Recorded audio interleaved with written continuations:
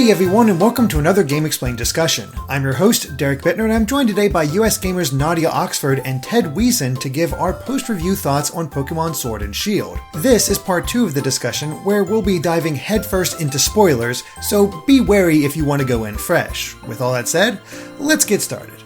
Alright guys, so Pokemon is out now, people are playing the game, they can actually enjoy it, and we can actually talk about everything in the game. We're not limited by that embargo anymore.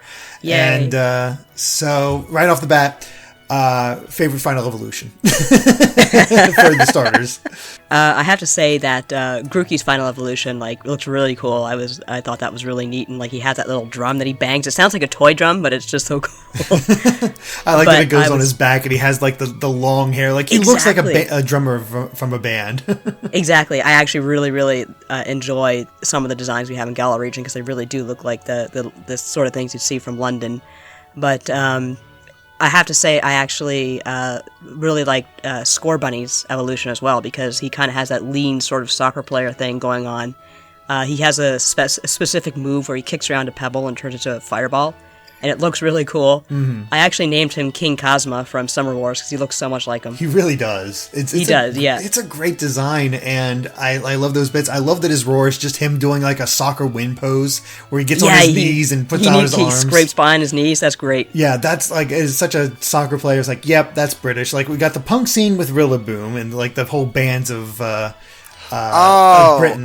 So Sobel's Final Evolution's trying to be James Bond, yes. I guess? Yeah, he's literally the secret agent Pokemon. I love that. It's just such a bizarre evolution, because you go from, because the evolution from Grookey to Drummer, the drummer from The Police, and, Scorbunny to David Beckham. A soccer player. Yeah, David Beckham makes sense, but I do not get why a whining, crying child becomes James Bond. I guess because he can camouflage himself. That's probably the biggest reason, but you're right. It is a bit of a weird evolution. I kind of noticed. I don't think the emo scene is British, is it? I don't think so. There certainly is a British emo scene, but I don't know if it started in England. Because his middle evolution has the hair, the My Chemical Romance hair going on, that flops over his eye, and the fact they reunited around the same time is really kind of eerie.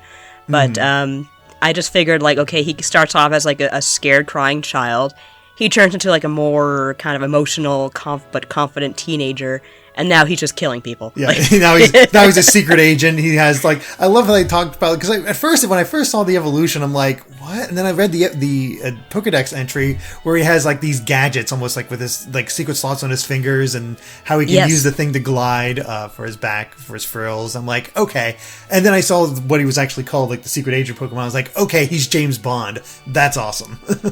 I guess the big thing for me is that when I the other Pokemon, like you were talking about, they get these big flashy animations when they do their secret special attacks, and there's been a lot of talk about the animation work in the game in general, which is its own can of worms, and I'm not even going to go into it, but the Grookey and Scorbunny's Final Evolutions get these really cool attacks, and then Sobel's Inteleon, he stands there and then he points and water goes out of it. It's that's my so cool, move's though. lame.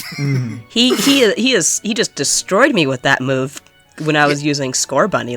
When I saw that, fear seized my heart. He just didn't click with me. It's actually the first time I dropped a starter from my final team. Although it didn't help that I found Remoraid late in the game, and it's just ooh, I've always wanted to use Remoraid, and it's also a pure water type.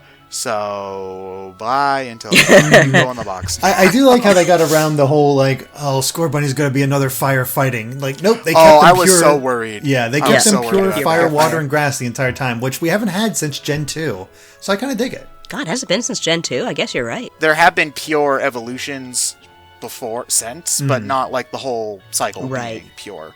Yeah, kept it simple, but I kind of like that simplicity. I like the theming for all of them. I think they worked really well, and I think that carries over to a lot of the designs. I love so many of these designs. A few of them, you see them at first, and you're like, what? I'm blanking on his name, but the little bug Pokemon that you get, that he's basically a bookworm. Oh yeah, I know exactly the one you're talking about. He's pretty early in the game. That one's cute, yeah. It is very cute. I don't know if either of you watch any of Cyanide and Happiness bits, but He reminded me of Fart in a Jar Martin. I don't know if I anyone's think gonna get I missed that one. I haven't watched them in forever. Oh. But yeah, he was kind of cute otherwise. But yeah, he was a literal bookworm. And he had some fun evolutions. There were ones I really did like. Like, whenever they... I kind of got into this last time, but whenever they kept more natural, I enjoyed them. Like, Scorvet in its evolution, I thought was really cute. Like, Squirrel Pokemon, yes. It's so good. Yeah, like, what's it, Greedent? Like, one cool thing, when you hit it, like, berries pop out of its tail. Like, I really liked that. The Nickit and Thievul, I liked them a lot. But there's others, too. But one other thing that bothered me is that there's a lot of Pokemon with, like, really garish color combos, which I think Derek brought up before, and just a lot of really bizarre inanimate object Pokemon that I know are, like, here's the cart of coal Pokemon, here's the apple pie Pokemon. No, that apple Pokemon turns into a little dragon. Yeah, it's adorable. He's cool. He's like, it's just a little, like a worm in an apple, and I finally figured out how to evolve him, because you got to give him a tart apple. Actually, speaking of that little story here, so I had that apple because I was like, oh, cool, I don't have a grass Pokemon, I want a dragon Pokemon, grass dragon, that's a cool combination, I will take that. And I have it in my team, like, oh man, this thing's really weak, it doesn't have any moves, like, when does it start learning moves? It must have to evolve late and then just get really cool, or something like that, and it just wasn't evolving. So I finally remembered there was a trainer in the, I think the Castle Town, that talks about, like, oh, I want to give this Applin to my girlfriend, this girl I really like, because it's a symbol of love, and if she's moving away, I want her to remember that we care about each other. Could you get me one? And I only had one at the time, so I was like, nah, I'm okay. And so I finally decided, let's go catch one, and maybe he'll give me the thing I need to actually evolve this Pokemon. So I caught a second Applin, went to him, expecting to have the whole, like, bring up your box so you can choose what you give to him, what you trade. And all of a sudden, he takes the Applin that I've been training up out of my team. I'm like, oh my god! I'm like, what are you doing? What are you doing? No! And I hadn't saved it forever because I turned off autosave just in case I needed to restart anything. Oh, and I'm like, no! Give it back! And then he talks to the girl, has the scene, realizes that he should probably catch one for her himself, and gives it back. Along with thank God. And I'm like, oh, thank God. and then gives me a tart apple as well. And you give the tart apple to the Applin, and then that's how you get it to evolve into Grapple. But and I taught it a bunch of moves, and it served me pretty well, but it was so late in the game that I finally got to use it. And now I'm trying to evolve it a second time, and I have no idea what to do. He's at level 70, and he has not evolved yet. There are so many Pokemon like that. Like, I got Galarian Yamask, and I was like, okay, cool, Ground Ghost, that's a neat type. How do I evolve it? I got it to, like, level 50, and I got it at, like, level 35, and I'm like, you're not evolving anytime soon, are you? I dumped it. So I did hear about how you evolve it in the game. It's all about how many times it gets hit. What? Yeah. Apparently Really? it has to take a few hits, so the more hits you get... But that thing got beaten on all the time on my team. I thought you had to, like, stand somewhere, like Stonehenge or something like that, or the mural in the town, Stolenside. Maybe. Because Yamask, Galarian Yamask was one of my favorites, because that was the one I was talking about in the spoiler-free podcast, where he is a cursed Pokemon. He curses people in, like, other regions, but he is cursed in this region. And when you find him, he just has that little piece of rock attached to him that's weighing him down. It looks really painful, to be honest with you. Mm-hmm. And when he evolves, he just becomes like this weird mural. It's like a dragon mural full of different pieces. It's a really neat design. Mm-hmm. I like how they gave a twist to a lot of the Galar Pokemon by giving them brand new evolutions. Yes. That really makes them stand out, I think. Especially because... the one on my team that was a gremlin, it was Galarian Meowth. Okay, that one freaked me out. What the hell is with Meowth? Yeah. Galarian Meowth terrified me when I saw him. It looked like my neighbor Totoro and one of the Where the Wild Things Are monsters had a baby. And it scared me. He just has this massive beard, and you read his Pokedex entry where it's like it's because he's with sailors, and then you evolve him, and he becomes not Persian, but Berserker. Berserker. That's amazing. And then I realized, oh my god, he's a Viking. That's amazing. Yes. He's got the horns. Yeah, he has the Viking helmet and everything. It's like... And these red eyes. And he's a Viking berserker. I'm like, that's really It's cool. great. And I thought he had a third evolution, but I was wrong. It's just Persian. You can trade for a regular Meowth and get actual Persian. So it threw me off that I had a third form. But by the time I realized that, I was like, I kind of like him. He's staying on the team. Yes, like why would you trade him? It's perfect. My favorite of the new Pokemon ended up probably being Toxtricity and Centiskorch, because I had both of them. They were actually the only new Pokemon I had on my team, because I ended up finding so many other Pokemon from older gens that I hadn't used before and wanted to try. That I just Toxtricity was really neat. I don't know how it him. changes forms though, or what causes it to evolve into the different forms. Oh, what did I do? I think I can't remember how I evolved him, but I It think evolves just by level, I think. I think it was just the level. It might have I don't just remember been doing level. anything special. Either Do that you or have the high key or the low key form? I'm not sure, to be honest. Mine's- is he So, blue is hair or yellow hair? Oh, it's like yellow. Oh, I have blue. Yeah, I have blue too, so I don't... Hopefully it's not like, oh god, what's that, Wurmple, where it's some sort of computer magic that's impossible to predict which form it evolves into. I don't know. I'm going to be taking a look, because there really are some very strange... Like, you can see some of them, like, you get some certain items, like, here's a teapot. Oh, okay, I know about Sinistea. I know about, that we get Poltegeist. So I probably just have to catch a Sinistea and give it that teapot, and it'll become Poltegeist. Nice and easy. I didn't get the teapot ghost yet. I really do like a lot of the designs. Although I will say, and I agree with, I talked with Ted about this when we were playing. Have you seen the new fossil Pokemon? What the hell was that thing? I felt so bad for bringing it to life. Did you get... Oh, you got Dracovish then, didn't you? No, The sneezing, Arctozolt. The one Okay, I showed. trembling... Sword gets hold on a moment. Arctozolt. Hold on a moment. Okay, so in the Discord right now, I am going to upload... While you're finding that, what was your reaction when you saw Arctozolt, Nadia? That's the one that's like has the ice for the body and is trembling in pain or fear or whatever's going on and makes me feel terrible. And its shaking is actually what generates its electricity. It's like, what the heck? Okay, so some of these are so cruel. So check the general tab right now. What the heck is that? I'm Its sorry mighty for legs swearing. are capable of running at speeds exceeding 40 miles per hour, but this Pokemon can't breathe unless it's underwater. It's the Wow. that poor thing.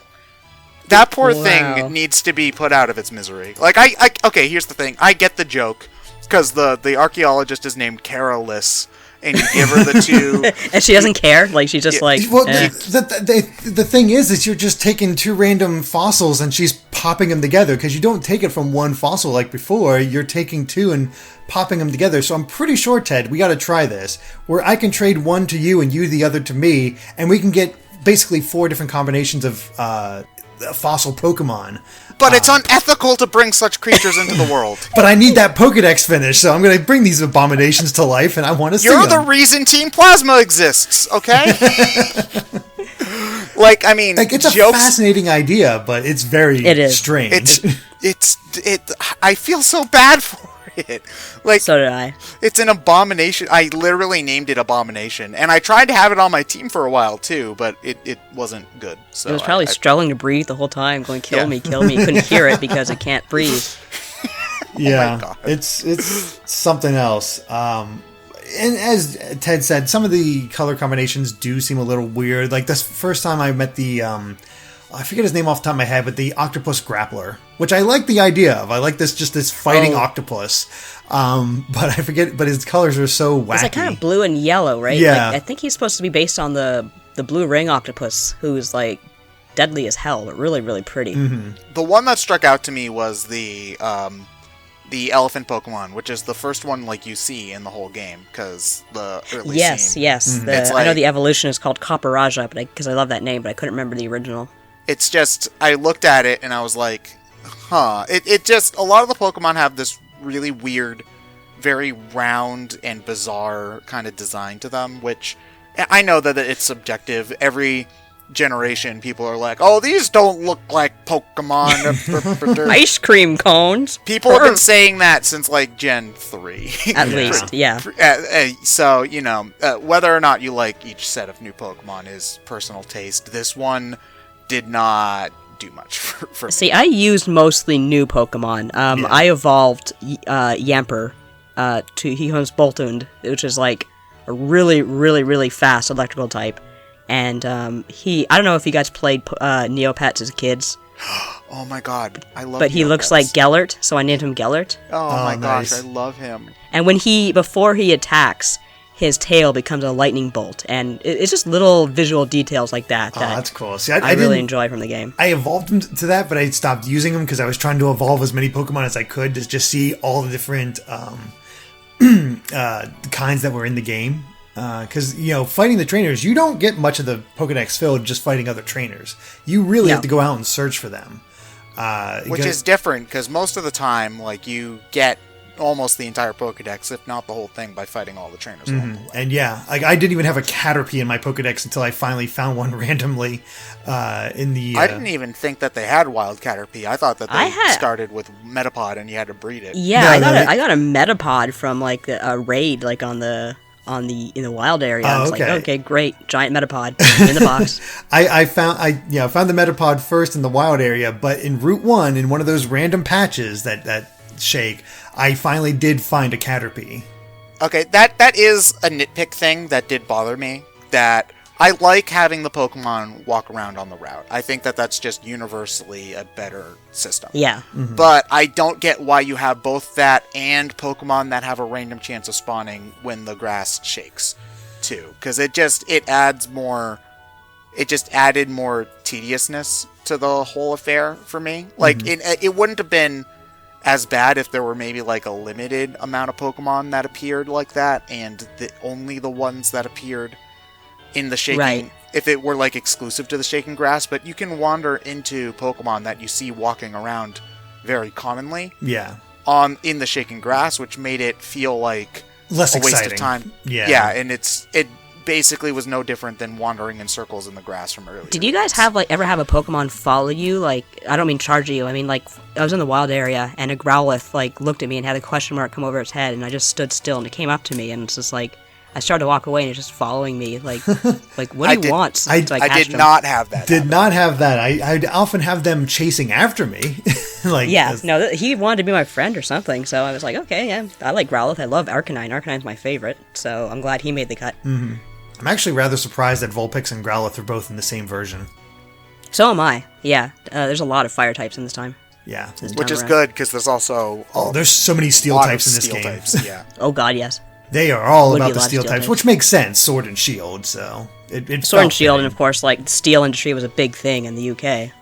Yeah, that is true. So, yeah, overall, I do like the Pokemon designs. There's a lot of really fun ones. I actually like Boltund more than Yamper. I liked his design more. Like, Yamper's cute, but Boltund's just like, that's a dog I want. Yamper is interesting because I used to be a dog groomer, so I'm looking at Yamper, and it's like, okay, well, he's got the characteristics of a Welsh Corgi, but with the tail is a Cardigan Welsh Corgi, and without, but the body itself is like a Pembroke Welsh Corgi, and I'm talking to my husband, and he's like, that's nice. So, yes, dear. Yes, dear. Dogs. Yeah. But yeah, I think even Wooloo's evolution was pretty good. Wooloo surprised me by how kind of cool his evolution was. Mm-hmm. You get those more goatish than sheepish version out there, and it ended up looking pretty nice. And overall, I was just really happy with the set. What did you guys think of the all the Gigantamax designs? I was surprised how many actually did radically change the way the Pokemon looks. I can't remember the name of the kind of big squarish dragon Pokemon that's silver. Duraludon. And it turns into a frickin' building. Skyscraper is great. A skyscraper with an antenna that, in case, I guess, planes want, so they don't fly into it. But, that surprised me. I really enjoyed that. Trubbish's. Garbodor. Great. Garbodor, yeah.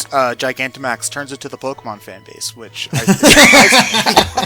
Oh, no. I just, I liked a lot of them. Some of them, I didn't like as much. Like, Gengar's looked really weird to me, but... I haven't seen his yet.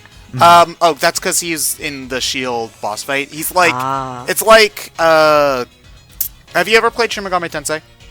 Yes. It's like Abaddon. That guy. Yeah. That's weird. Yeah. So, yeah, it's bizarre, but I did like a lot of them. I just wish it made sense how to, like, catch them for yourself, because you can catch Pokemon in the max raids that can Gigantamax, excuse me, but they just aren't, and I don't know, like, is it just random, or... I think what it is that you need to encounter a Gigantamax Pokemon in the raid battles, and that's how you get them. Which is annoying, though, because, again, like, there's the Metapod you can catch in a Dynamax, but if you get that in a Dynamax battle, but if you catch it that way, you can get a Butterfree that doesn't Gigantamax, which is frustrating. So, a quick diversion for a second here, because I'm very curious. Shield has how many different trainers from Sword? Because I know we had B, and you guys had the Ghost Kid, who actually looks really, really sweet, and I'm kind of sad that I didn't get to fight him. There's two. There's two exclusive trainers. There's the ice. We have an ice gym for Gym 6, I believe it is. Mm-hmm. Okay, I can't remember who we had. We had a rock. We had what's his name? Gordy. Yeah, Gordy. There is a little cute bit of like cross game story, because if you read the trainer cards, Melanie, who's the ice gym leader, is his mom. And they had like a big falling out. That's amazing. At one point. That's why I like those trainer cards. We finally get some like background and details on these guys.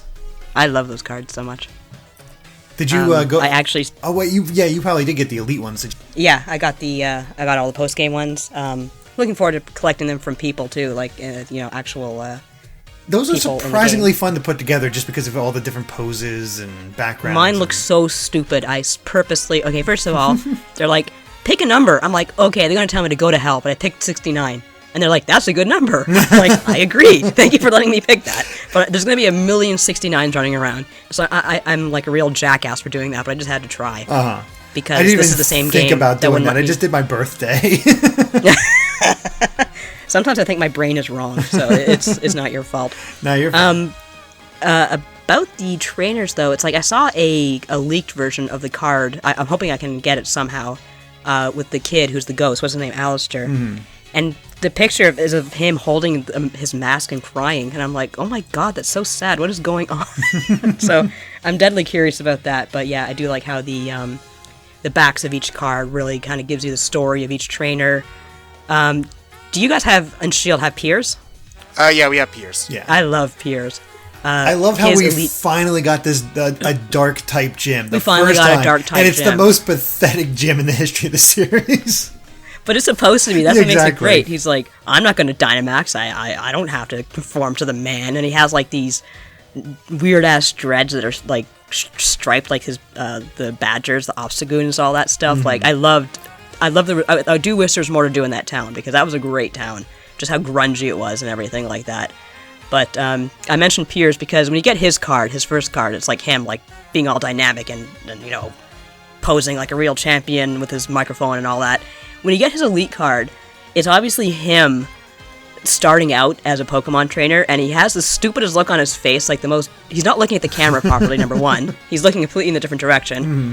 And his information's all just like him stuttering about like, yeah, I guess it's good to be a trainer and all that. And he even has like the generic uniform on. He clearly has no idea what's going on. So I just love the way the cards change like that from like elite to regular. Mm-hmm. And they went like, they briefly mentioned Nessa's modeling career, and then for her elite one, they actually show her modeling some clothes. I'm like, oh, that's cool. That's really cool. I thought that was really neat. So yeah, I do like the cards very much, and the little sheen on them, and yeah, that's probably one of my favorite parts of the game. Mm-hmm. So here's the thing. I agree with you about all of that stuff, and I agree that like the little lore details they give are cool, but it kind of leads into what is probably my biggest issue with the game, and that's the story. In that this story does a lot of tell, don't show, and there's not a lot of character to go around. In the ending, I really didn't like the ending, but we'll get to that.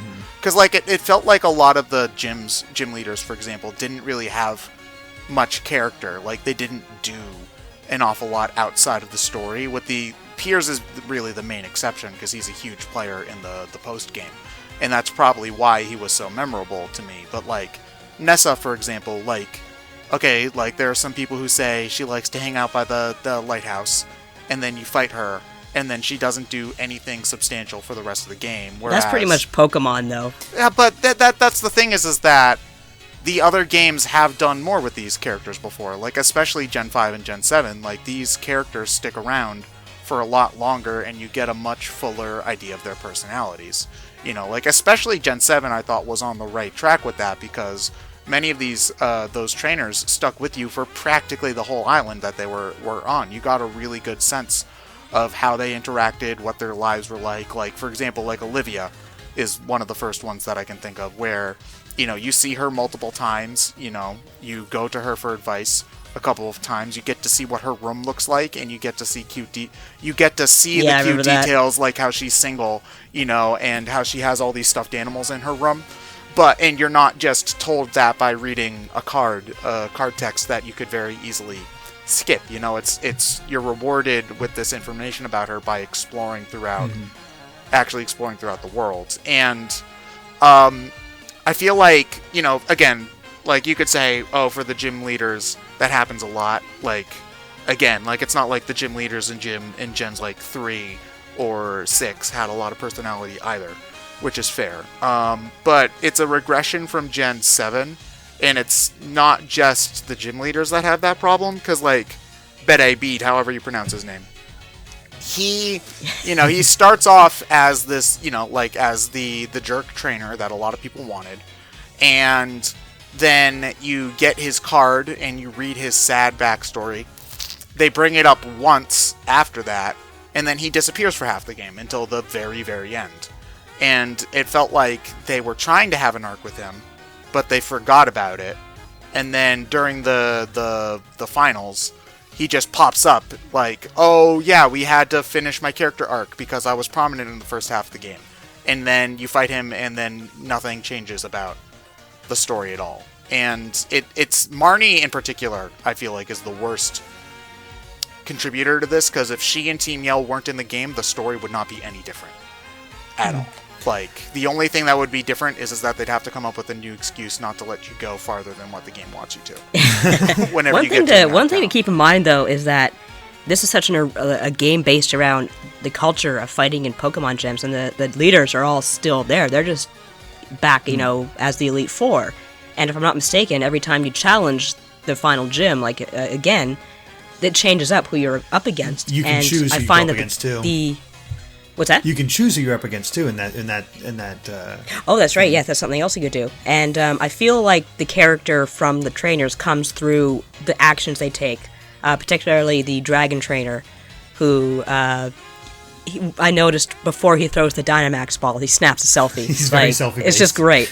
Yeah, and he just kind of strikes a pose, and he's just like really super intense about the whole thing. And whereas, you know, Milo it's just kind of, you know, sweet and earthly, but yeah, I do agree. Like, I think like Generation 7, I do agree it has one of the best stories in the series by far, but I think the island structure really makes it more receptive to that kind of character development, whereas in this case it's like fighting is such a huge part of Galarian culture, whereas Alola is very, very laid back, and that's just why we have those trading cards, because of course the trading cards are a nod to sport culture, like the football cards. I understand that, but at the same time, the gym challenge in Galar and the island challenge in Alola are very similar in a lot of ways. Like, it's considered this rite of passage for growing up and whatnot.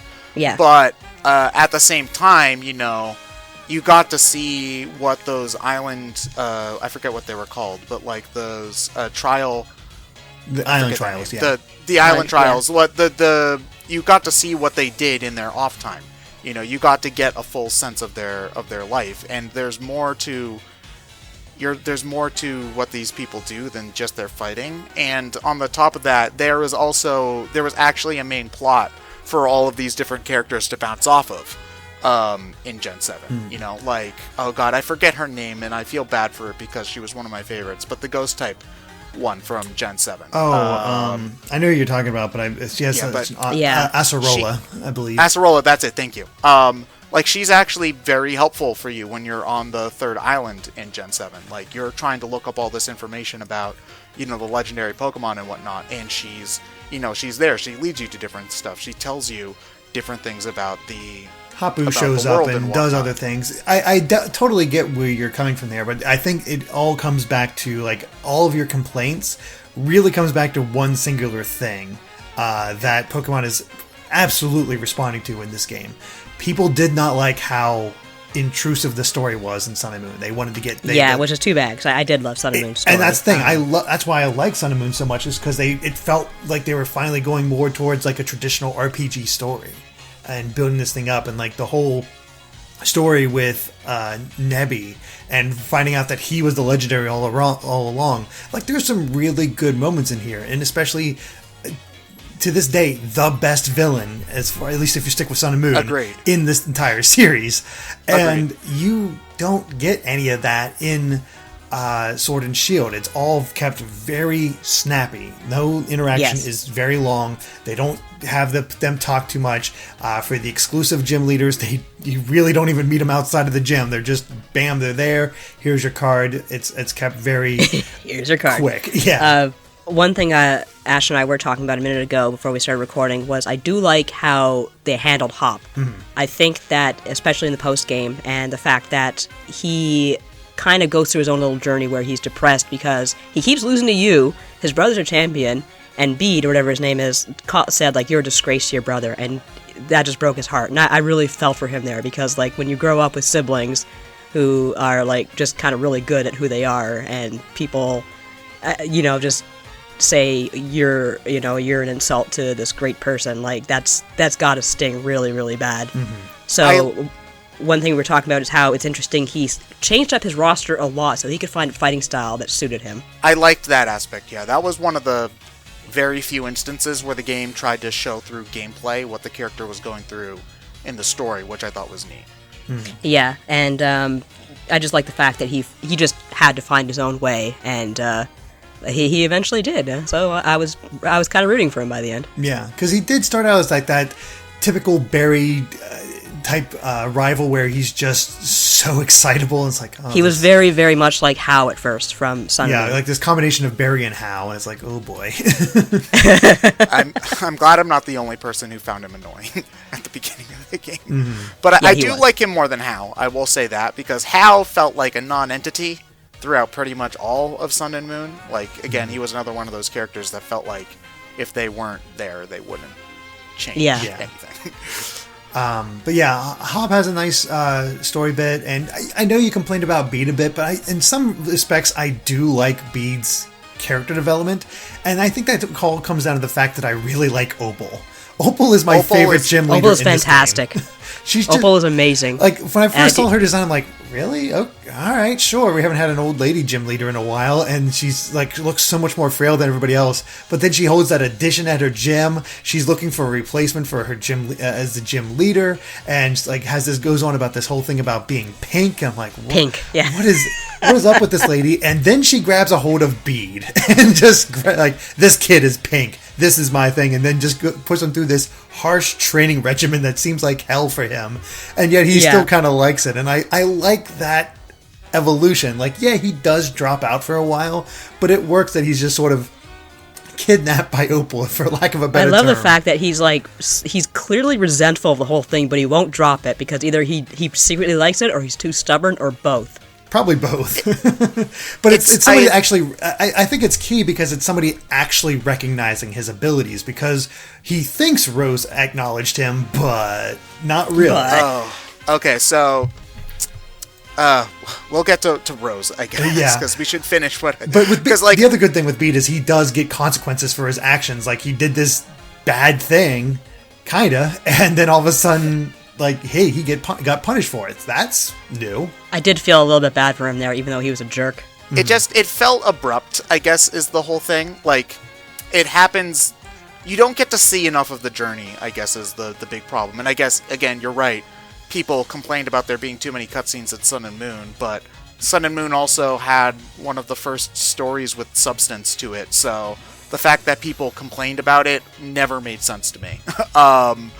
So, yeah, I guess the problem for me is just that he disappears so long, and he was part of what made the beginning of the game at least a little bit more interesting story-wise, because when you get around halfway through the game, there are these times when there will be like this explosion or something, and then people will be like, whoa, what is that? And then Sonia or Leon will pop up and be like, oh, don't worry about that, you go to the next gym. And I'm like, everyone disperse, nothing to look at here. Like, nothing to see here, move along. Could I, and they won't even let you like go back to the town and investigate. None of the NPCs ever acknowledge any of the story that's going on, for the record. Like, even when the castle town is covered with big dark clouds and Pokemon are supposedly Dynamaxing all over the place, people are still talking about what their favorite flavor of curry is or whatever in the towns, and nobody's changing.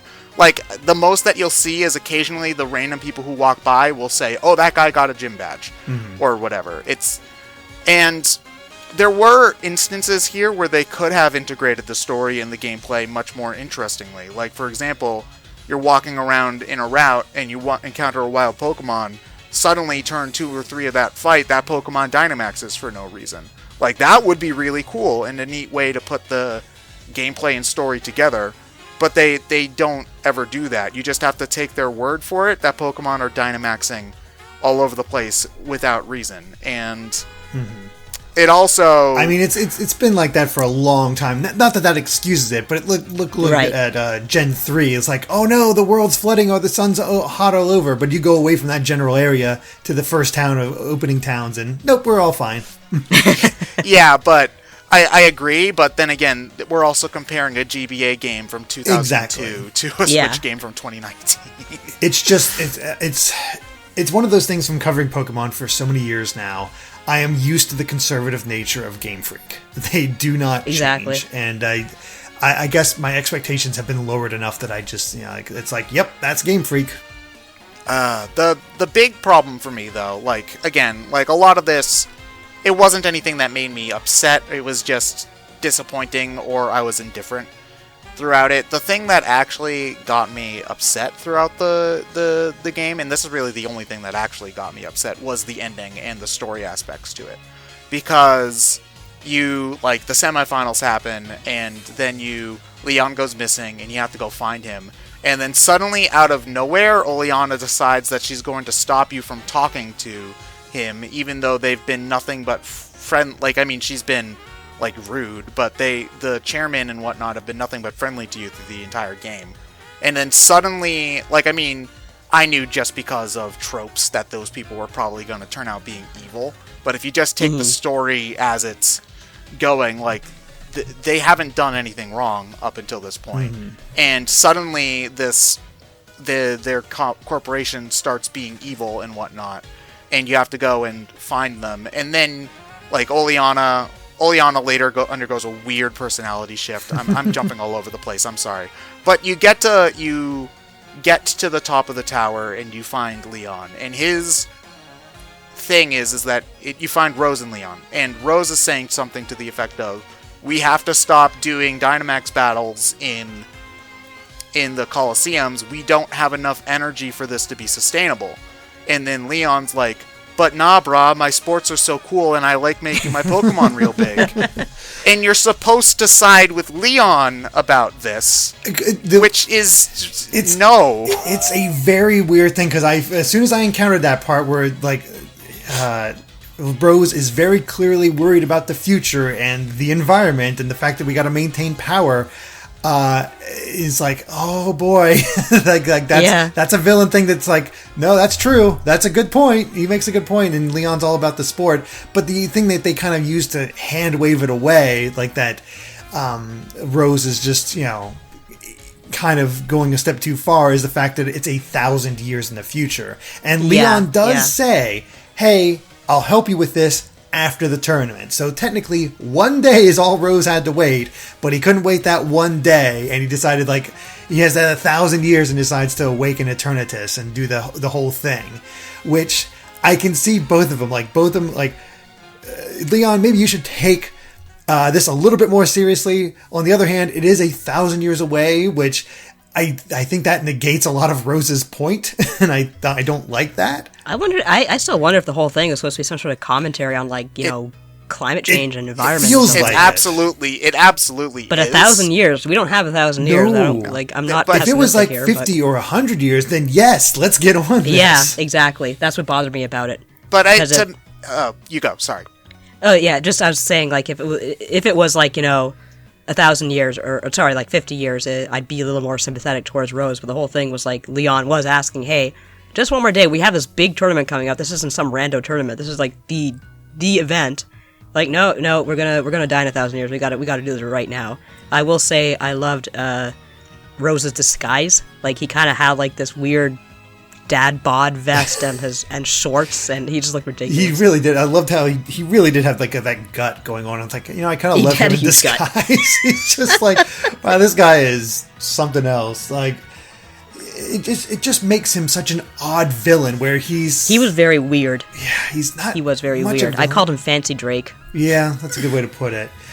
The other thing with him though is like as I know Ted's going to get on about, his plan doesn't affect the story at all. Like, you'll get the random booms, but it's literally just like, oh right, we need to have a plot involving the legendaries. Let's squeeze that in here soon, real quick. And was that with like Swordbert and Swordward and Shieldbert? I love those two idiots. That's their hair is so stupid. It's Yu-Gi-Oh hair. Amazing! Oh my god, it's the sword and the shield. There are so many jokes I could make about the sword hair that are not appropriate for this channel, so I won't. But they're there. You could. I was on the floor for like a solid minute. Yeah, it's like they get a little bit more interesting because they get into the history of Galar and like just the pompous attitude and like what it seems like they're trying to do. But it's also just one of those things. It's like none of the villains outside of their designs really stood out to me, and Rose is going to end up being extremely forgettable. And the thing is, you had this really exciting moment with the you and Hal and I'm forgetting his name. Emo kid from Sun and Moon are storming the Aether Foundation, taking out these other trainers as you go along. Yeah. And like, okay, you got to build up this tower, and they build up how high this thing is. You don't explore it. You go up an elevator, and you have 3 battles. Yeah, it's the elevator beat 'em up section of an RPG. It really is. And it's gotta have one. And that's the thing that frustrates me. You get into the underground beneath the Galarian Gym, which has this power plant. I'm like, oh, cool, a power plant. That's always a fun little dungeon. And no, it's one big room, and then you go to the top floor to take on Eternatus. And it's like, where are the dungeons? Where it just feels like that's how I said in the review. It's streamlined to a fault. It's what also's frustrating too is that a lot of the gravitas about the situation that they're trying to build up is just lost due to some of the presentation foibles that the game has. Like, again, like I said, I didn't like the music. I understand that this is a subjective thing that I expect most people will like the music in this game. But you're climbing up the tower in the elevator section. They make a big deal about how the music keeps playing throughout the fights, like between the cutscenes, and they don't even play like the little jingles and whatnot. In the music, what should be like an epic climactic moment, they're playing like a song with xylophone and light piano. And it's like, this is not fitting for what's supposed to be the final climb to the bad guy.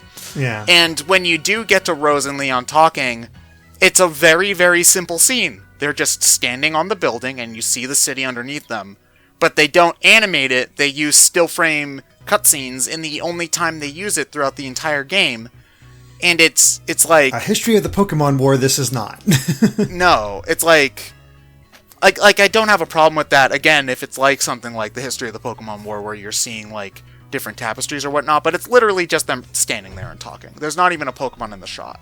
There's no reason why that couldn't have been a rendered cutscene, unless if the city was just that resource intensive, which I don't think it would need to be if you did it right. Mm-hmm. So.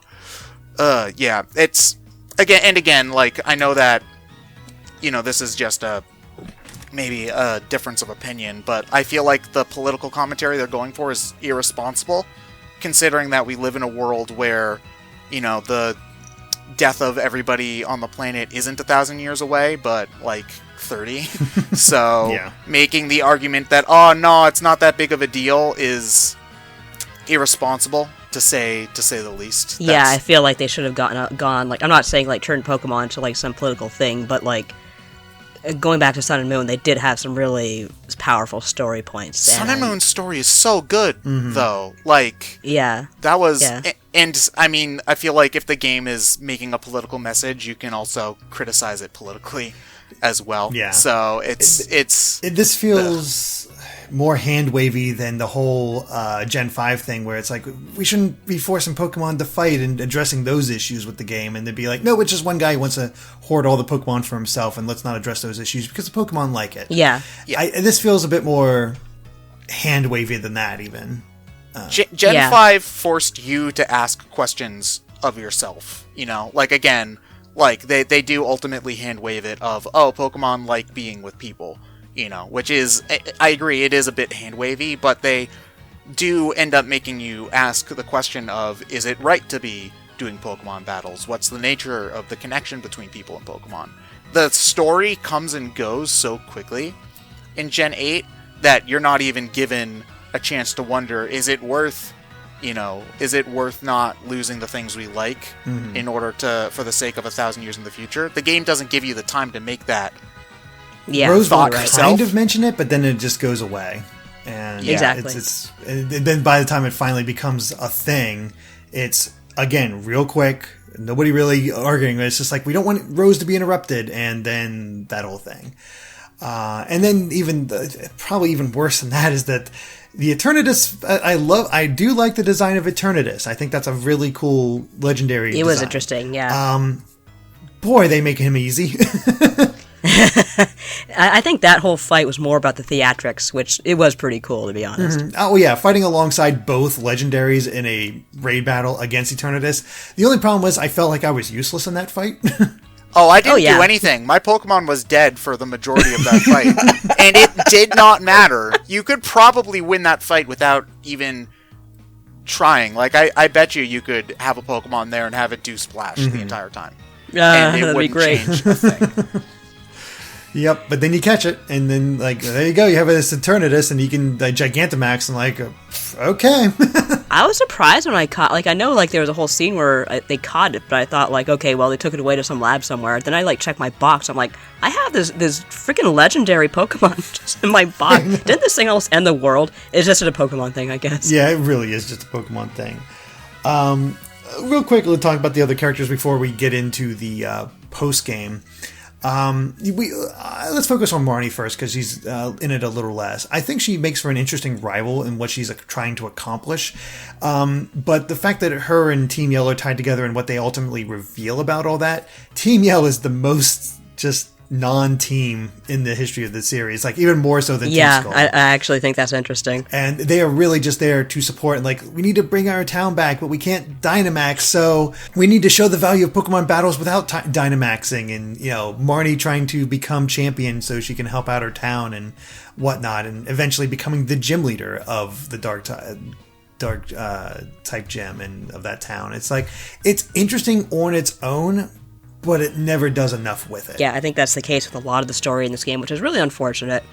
And I am kind of disappointed that people, because thinking back to it, you're absolutely right, people were complaining so much about the dialogue and the story, and even now, there was some complaints about how you can't skip the cutscenes in Sword and Shield, blah, blah, blah, and I'm like, I didn't even think about skipping the cutscenes because they're so short. Like, they're just, they're there and they're gone. You can rush through them, and I been looking through the cutscenes, and I think there's around maybe 3 hours of cutscenes in the 30 hours that I played. Yeah.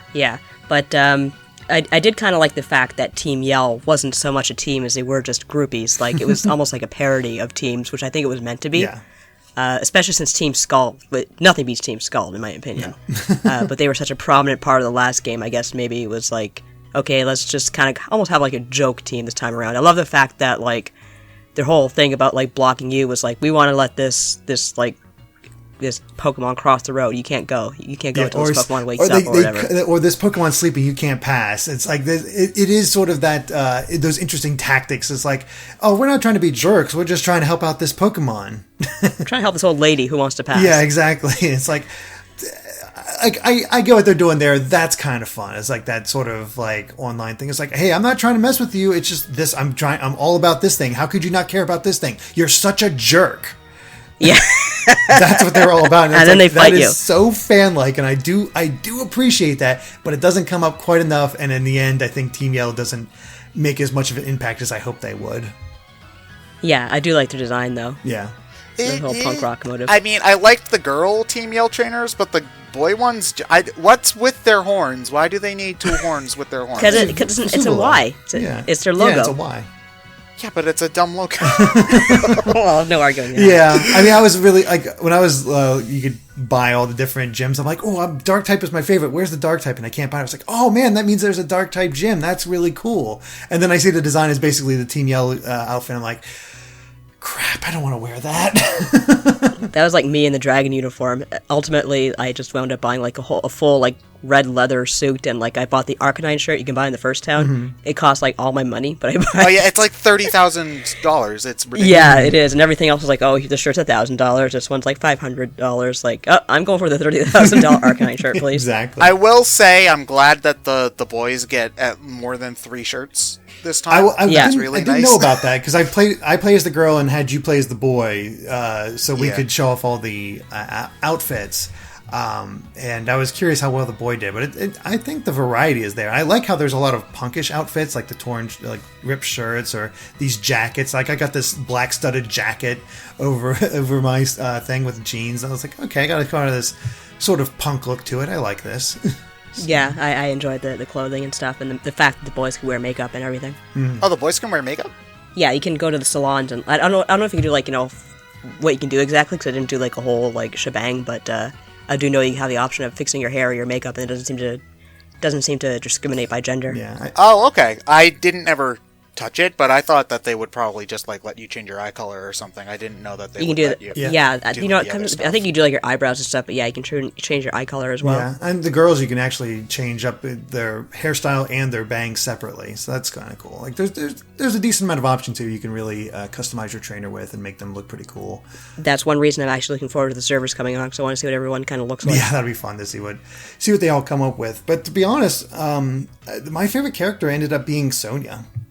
I liked her journey of almost like, my grandmother's making me do this, I guess I'll do it. And then she kind of gets into it more and more, and she gets really excited. And by the end, she actually becomes the professor, which I like because, boy, Magnolia is useless. Magnolia does nothing. Magnolia is nothing. She is. Yeah. Except insult Sonya. I like the fact that when you meet the Swordward and Shieldbert, they're like, oh, we gave your book 1 star. Yeah, exactly. And she gets furious, and I love that. It's like, they review bombed me. These jerks, take them down. They review bombed me. How dare you? But yeah, she had a really fun theme song. I like seeing her excitement grow for something that's not training. Like she found her real passion there with these legends. And I don't know, I just kind of enjoyed her character as she went through the game. I don't think she left as much of an impression on me as she did you, but I certainly thought it was cool to see like a character become the professor, and I guess see that growth, in how she changed her outfit and how, you get to see somebody grow into that position, which is sort of a theme of the game because that's kind of what Hop's going through as well, and I guess Bede, whatever his name is. Mm-hmm. Poor Bede. Yeah. I always read it as Bede whenever I was playing the game. But, like, they're all, like, growing into things that maybe you didn't expect. Like, okay, that's an interesting theme for the game, but the story is so not pronounced that I didn't even notice that was something they were going for until we started talking about it right now. Mm-hmm. So, and I know that might be something that people want, but to me, it's just, it just feels like I'd rather they put in something different that has substance, as opposed to take out something that did have substance, just because some people don't like reading, apparently. Yeah, I know what you mean, but the thing also with Game Freak is you don't know what you're going to get the next time. No. Oh, yeah. Why can't they keep something in more than one game in a row? I don't know. It's against their religion or something. That's the most frustrating thing, is that there's a lot of stuff from previous games that I think... Like, I mean, I didn't end up missing Mega Evolutions or Z-Moves at all. No, me neither. And I think Dynamaxing was way more balanced, like, because there's only certain places you could use it. So you're not having this super powerful move you can use all the time. And it looked cooler. So, like, I didn't dislike Dynamaxing, but ultimately I felt like I only ever used it as the last move, as, like, against the last trainer in a gym battle. I think you were supposed to, though. Yeah, but the thing is that if both of you are Dynamaxed, it's the same as if neither of you are Dynamaxed. You know? Yeah. It's like, okay. It's definitely meant for competitive play, and I will say that I think this game is the most competitive-friendly game in the series. They are doing so much for the competitive scene, which makes sense, and it also makes sense for you just doing impressions, Nadia, because you can check out the online ranked battles and see how that goes. Exactly. Yeah, I want to see what's up because, of course, they got rid of the whole global trade system. Now you have the Wycom. Mm-hmm. So is there no like GTS at all? Like no way. I didn't see any mention of it, and according to the people who have like data mined the game, they say there's like nothing there. So like you see, the online stuff will be interesting because at the time of this recording, the servers aren't up yet, so we don't know how the online works at all. Yeah. Like I mean, on one hand, I will not miss the GTS because trying to get Pokemon and seeing the people who are like, oh yeah, I'll give you this version exclusive that you want. Just give me a level 7 Lugia, lol. Like, the GTS can die in a fire for all I care. I hate it. But at the same time, you know, I just hope that the user interface to connect with people is easier than the Festival Plaza, because... I mean, I traded it between myself so I can get the starters before I sent you your copy. Yeah, you guys could do that. Yeah, so that way I could have all the starters and have a complete Pokedex, and then I realized... And the trading between systems was very easy, so don't have any complaints about that. It was very easy in Let's Go, so... Mm-hmm. Yeah, so hopefully it's just as easy online, but we don't know how it works yet, so... Exactly. So let's get the Nadia's favorite part with the post game and our two weirdos. Yeah, I already kind of like talked a bit about like why I love them and the whole review bomb and everything like that. I do think it would have been again. This is going back to the whole like okay, we are kind of squandering story potential here because the impression I got from them, I wasn't 100% clear, but I think the impression like as we go through the game. We learn that there was the darkest day, blah, blah, blah, end of the world, and it was prevented by 2 princes and 2 Pokemon.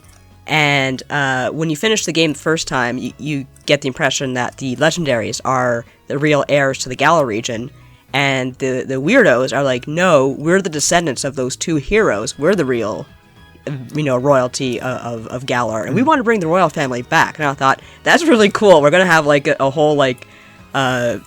royal war here, Game of Thrones, Pokemon style, but they didn't quite go anywhere with that, which is a little disappointing, but they were just like such an amusing couple of idiots that I just ended up liking them in the end anyway. They really were silly. I wasn't sure if I kind of got the sense of like, oh, this is what we're doing when we basically returned to every gym, fought a Dynamax battle, but I did like how they changed it up towards the end, how they like, here's a pseudo raid battle. You get to fight with some of the gym leaders, and oh hey, there's so many that each of us are gonna have to take out one of these Dynamax Pokemon on our own and do that sort of thing. And you had the fun little like, curse your sudden but inevitable betrayal with Sonia's assistant out of nowhere. The lab assistant, wow, Sonia's assistant who's unnamed. You betrayed us. Wow. Sonia's unnamed assistant. I am so disappointed. I mean, I definitely enjoyed that the villains did have personality to them, even though their haircut still is very stupid. Which is the point. I get it, but still very stupid. The problem for me is just that it felt very repetitive. You did the same thing at every gym. And even when you did have to face the Dynamax Pokemon on your own, it wasn't really... any different because you could Dynamax yourself and then basically one-hit KO them if you had the right type advantage. So I would have liked... I don't know what they could have done to make it more interesting gameplay-wise, but it was... The story content, I think, was probably actually the strongest in the post-game out of definitely. the whole thing, but the gameplay was lacking for me. That was also a major part of, like, poor guy, Hop trying to figure himself out and what he wanted to do. And I do like the fact that he's like, I want to be a Pokemon professor, so he's going to become a professor. He's not, like, usually it's like, oh, I'm going to be your rival, I'm going to be a champion, I'm going to be this and that. And he's like, no, I'm just good at this. I like helping people, and I like helping Pokemon. I'm going to be a professor. Mm-hmm. Yeah, that was a nice little story beat for him. Like, Hop had a very fun, interesting design where he's still a very good trainer, but he's definitely he's all about that helping people. And it was a fun, fluffy thing that, again, led right into the legendary fight. And there's so few legendaries, like, okay, you get your box legendary and you get the special legendary, and that's about it. There's not really anything else. Which isn't too bad. I feel like we really had like a glut of legendaries. I agree in that I don't feel like we need 20 legendaries in every game. And, you know, even though some games have more interesting legendary hunting where they have their own, like, unique dungeons and some stuff, there are plenty of other games where you literally just go from point to point and catch them all, and they all have ridiculously low catch rates, and you throw Ultra Balls at them for an hour, and it's not that it's not that fun. So not having legendaries to me isn't... I don't mind that. I would have liked something else to take their place, but we didn't get that, which is disappointing. I have a feeling that we're almost certainly going to see more legendaries as post-game content. Yeah. Like DLC. So have they announced that they were going to do DLC for this game? Don't think so. Or not yet. I do know they're already talking about events going on in the wild area, so that's one thing. They're definitely planning to support this for like a while with content. That's why I'm very curious to see what happens. If we're going to get a lot more content added to Sword and Shield through downloads, or are we just going to get a whole new game? Like, you just don't know what Game Freak has up its sleeve. Mm-hmm. Exactly. And, I mean, they can definitely support it. It's... The lack of legendaries to find, I think, kind of ties into the lack of exploration in the game in general. There's just not a lot to really see, and I think that gets compounded with the wild area in the post-game where everything just becomes level 60 and all of a sudden becomes way less interesting to look at because every Pokemon is level 60 or 65, and it's just like, okay. It's just... And of course you got your battle tower, and that's where you'll find Toby Fox's music. Yeah, that's... Oh, okay. When he has the battle tower song, so...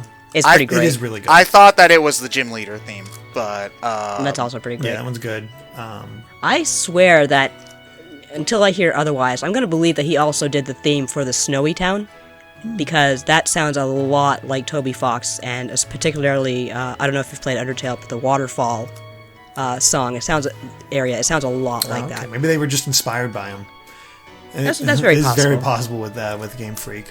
But yeah, that's very exciting for him, though. I'm glad. Oh yeah, he did a great job, and you immediately recognized. I was listening for it the entire game. I was like, "Where is this song?" It's like, and then you hear and it. The farther like, I got, I was like, "Oh my god, is he gonna get the champion theme?" Because that's pretty big. Battle Tower theme was also pretty good. I'm only missing the elite card for Leon. I believe that I think he's probably at the top of the tower. Yeah, if I had to guess, I think he's fight through too. the tower, which I'm not always the biggest fan of going through battle towers, but... Me neither. It's never been my favorite part of the game as well. Yeah, I was like, I'll do it because I want that card, but but not exactly my favorite thing.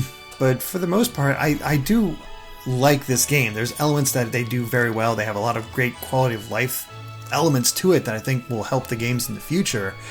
But the story let me down. It really did. Like, the character, we have some good characters. The overall story is just sort of like, yeah, I go for the gym challenge, and I love the grandness of the gym challenge, but it was so different to have a champion cup, and I like that idea as well, where you're just taking on the other gym leaders and like, okay, we're going to take you on for real now. We're not just a test. And try that out. And the idea of, as you go through, is like when you fight Raihan in the gym challenge, it's like, man, there's only 10 challengers left. And it really gives the sense that, okay, this is an actual difficult thing for people to do. It was, but again, there's no winning for Game Freak. Like, I'm disappointed there's no story. You're all disappointed the story's not as good as it could be. What's there is good. I think they did a good job with like what they had, but they don't want to alienate people who complained about like so much reading in Sun and Moon, even though it was all pretty great. Mm-hmm. They went hard on the competitive scene on this one, it feels like, with all the changes. Definitely. Yeah, I wish that there was just more to do. Like, I would have put up with a story I didn't like if it felt like exploring the area had more substance. Like, even if there was just, you know, some areas that felt like I actually had to delve in, you know. Like, there's one route at one point where you start off, it's like the one with all the ladders that go up and down, mm-hmm. and like it's, I think after Stow-on-Side, I don't remember exactly, but you start off and there's like a fork and you go either left or right.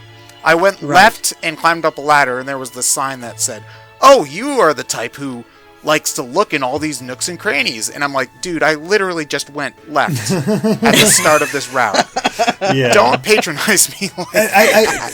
Real quick on that exploration front as well, it was a little sad for me that, yeah, we've gotten away from HMs and all that stuff, but I like that element, but they also found a way to replace those in Sun and Moon, where you still had the strength equivalent and all that. And all you have here is immediately with your town map, you can fly anywhere once you reach Motostoke, which will take you maybe 3 hours. And then you get the bike to go a little bit faster, and then you get the bike thing to go across water. And that's the exploration you have. There's no like rocks to hide behind or anything like that. Because I remember being pretty impressed, and I think it was Black and White or Black and White 2, where I used the thing to get past, and all of a sudden there was this huge area to find all of a sudden. I'm like, where did this come from? And there's no sense of exploration in that same vein where you all of a sudden get access to it. Like, you kind of have it with the water in some places, but it's always just for these little nooks, like, here's an item, here's a TM. There's, like, there's, like, the wild area, I think, especially could have benefited from that, because there's, like, I think, like, maybe 2 or 3 areas that are blocked off by water in the wild area. Mm-hmm. And there was only, like, one area that I could find in the early game, like by the professor's house, where having the water travel actually led to anything of any substance, but even then it was like a lake and an item and an extra patch of grass. Mm-hmm. So that's it. So yeah, like, not having really any dungeons or any substantial exploration at all, that was really what killed my interest for me. It's certainly not like the worst RPG I've ever played, but it's certainly, at this point, I would say my least favorite Pokemon generation, which is, which is really disappointing. So, because I thought at one point that this could have ended up being like a really, really, really good game, but it didn't turn out that way. Because in my opinion, like, the way I feel is just like, I feel, yes, the story elements weren't as strong as in Sun and Moon, but there was still enough there that I feel like I really enjoyed myself, and it is definitely one of my favorites. Yeah, well, that's fine, because I'm not going to tie my personal identity to whether or not somebody else likes a video game. Man, it sure would be a shame if people took a video game so seriously that they need to go out of their way to attack people who disagree about said video game. That would be really sad. Yeah. That would never happen. I can't see that happening. Not at all. Can't happen, but... Yeah, it's one of those things. It's going to be a polarizing game, and as we've seen from the reviews already, some people really enjoy it, some people don't, and some people are just kind of in the middle ground where they recognize both. And I think it's going to be interesting to see where people fall, and it's definitely going to be. I feel like this is going to end up being the most controversial of the Pokemon gens. Yeah, probably. Yeah, I do agree with you there. I am really interested to see what comes next, as I've said before. I hope they take a break. I do too. Actually, the thing. I think I think something that most people agree on is that you can't. Game Freak should not be pumping out a game every 2 years. They should probably be taking more time to build something substantial. Yeah. You know. Yes, especially since you can do DLC and stuff to add to this game. And there's also the fact that the anime, rather than Ash exploring the Galar region, he's going on a world tour. You can make that last as long as you want.